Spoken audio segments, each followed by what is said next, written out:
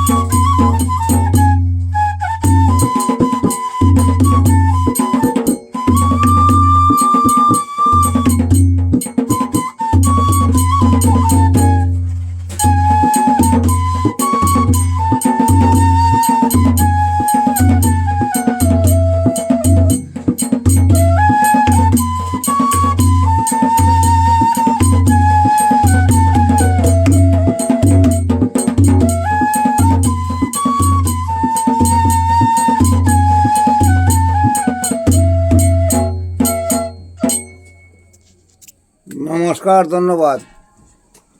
এরকম শিল্পী কিন্তু হারিয়ে যাইতে আছে। তো আপনারা যদি শুভেচ্ছা এবং এই ধরনের শিল্পীকে যদি উৎসাহ জানান, এদেরকে যদি একটা উৎসাহ লাইক শেয়ার করেন, তো ওরাও একদিন জায়গায় উঠতে পারে। আর নইলে তো এরা এগুলা ছেড়ে দিয়ে কই যাবে। এরা তো অর্থর অভাবে এবং অর্থ লোভে যে কোনো কাজ করবে, কিন্তু সঙ্গীত যে একটা মহান জিনিস এগুলাটা ছেড়ে দিয়েও যেতে পারে। তো এদেরকে তো উৎসাহিত করবেন। এরা যারা উৎসাহিত করলে হয়তো এরা এই জিনিসটা ধরে রাখতে পারবে পরবর্তী জন্মে। এই বলে আমার পৃথিবীর যে কোনো প্রান্ত থেকে দেখছেন পৃথিবীতে যুদ্ধবিদ্যায় আজ অগ্নিদগ্ধ হয়ে গেছে। তো এর মাধ্যমে সঙ্গীতগুলা বেঁচে রাখার জন্য আমি প্রচেষ্টা করছি, আপনারা সহায়তা কামনা করছি। যদি আপনারা এগুলা সহায়তা করেন একটা লাখ শেয়ারের মাধ্যমে সাবস্ক্রাইব করিয়া, তো এগুলা বেঁচে রাখার দরকার। আমরা বাঙালি মানুষ যখন বাংলাভাষী মানুষ আমরা সঙ্গীত নিয়ে আনন্দ পাই। এই জন্যে আমি শুভেচ্ছা, আন্তরিক অভিনন্দন, শ্রেণীমতে আদাব, সালাম, ভক্তির প্রণাম আমার রইল। Good night.